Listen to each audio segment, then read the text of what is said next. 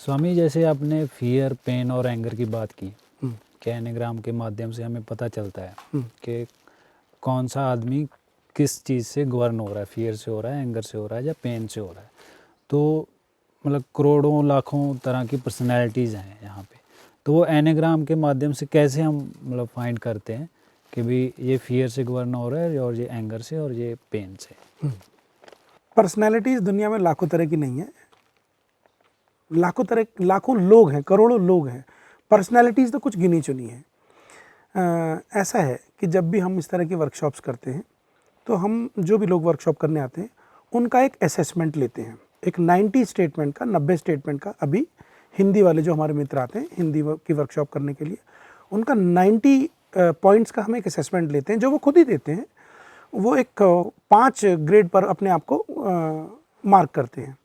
तो उससे हमें एक अंदाज़ा लगता है, अंदाज़ा कि ये व्यक्ति इस तरफ को झुका हुआ है। मेजर तौर पर, मोटे तौर पर 3 ही फंक्शंस में वो काम कर रहा होता है। या वो इंटेलेक्ट बहुत ज़्यादा स्ट्रांग होता है उसका, वैचारिक रूप से ज़्यादा स्ट्रांग होता है, या वो बहुत इमोशनली एक्टिव होता है, भावुक होता है, या फिर वो ज़्यादा बॉडी गवर्न होता है, इंस्टिंक्ट से चलता है ना, और अपनी बॉडी के हिसाब से डिसीजन ले रहा होता है। मेजर कैटेगरीज ये 3 हैं।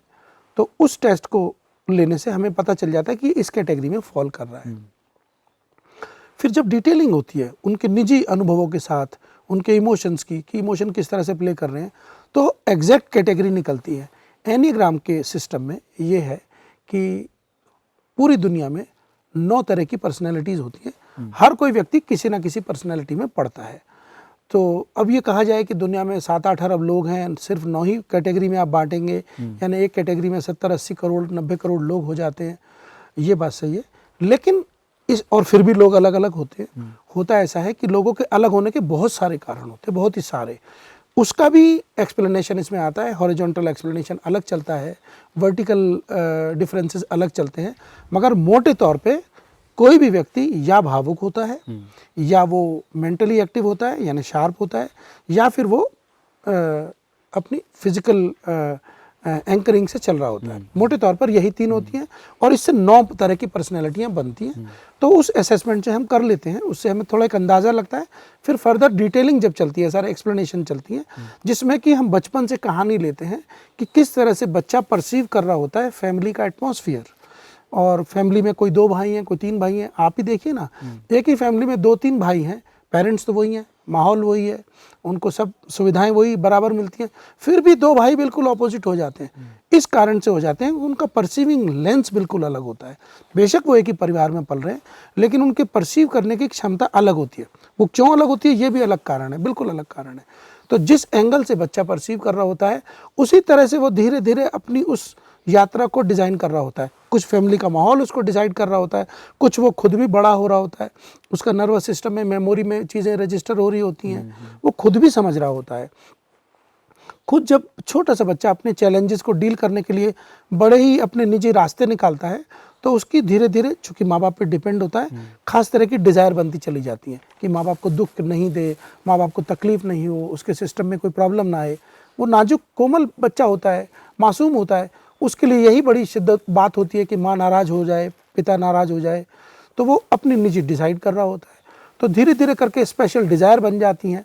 उस डिज़ायर्स को पूरा ना होने में स्पेशल तरह के उसके फियर बनते हैं, और बड़ा होते होते एजुकेशन, समाज, सिस्टम से निकलते निकलते इन सारी चीज़ों में डिस्टॉर्शन आने लगता है, क्योंकि वो बहुत कुछ सीख रहा होता है, लेयर पे लेयर चढ़ रही होती है।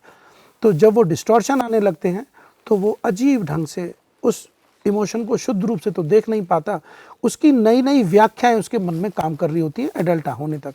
उदाहरण के लिए फियर जैसा इमोशन है, तो एडल्ट होने तक फियर की तरह से रह ही नहीं जाता है, वो एंग्जाइटी और स्ट्रेस की तरह से बनने लगता है। और आप कभी भी ये नहीं समझ पाएंगे कि इसका मूल आधार फियर है। आप कहेंगे कि मुझे थोड़ा स्ट्रेस या एंग्जाइटी है। या जो एंगर वाले लोग हैं, वो कभी भी एंगर को एंगर की तरफ से पकड़ेंगे ही नहीं। वो उनको लगेगा कि वो हर चीज़ में रिसेंटमेंट है, अवरोध है, ना कहने में उनको लग रहा है, ना कहना आसान लग रहा है। तो इमोशन प्योर वो बहुत बड़ी सारी लेयर में दब जाता है।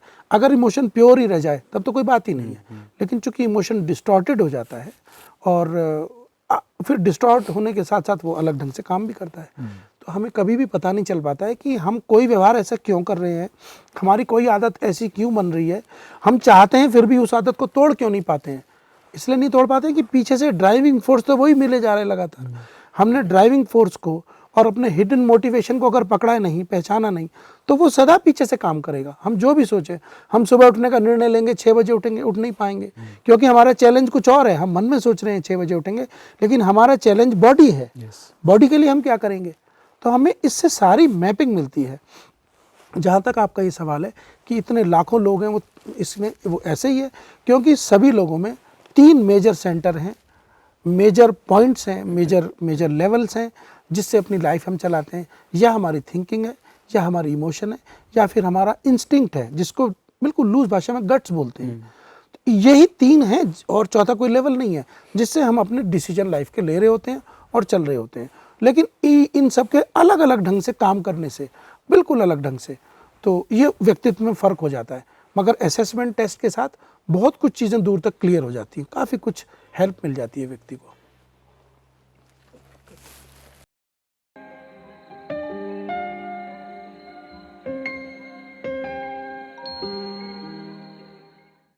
तो उम्मीद करते हैं कि आपके जो भी प्रश्न रहे होंगे उसका उत्तर आपको मिल गया होगा।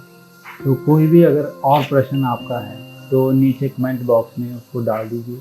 तो हम कोशिश करेंगे कि आगे ऐसा ही और सेशन हम रख सकें, या छोटे छोटे सेशन और आगे हम आपके साथ शेयर कर सकें, जिसमें ऐसे जो क्वेश्चन, ज्ञान से संबंधित क्वेश्चन है वो आपके साथ शेयर करें। तो हमारे साथ बने रहने के लिए बहुत बहुत धन्यवाद।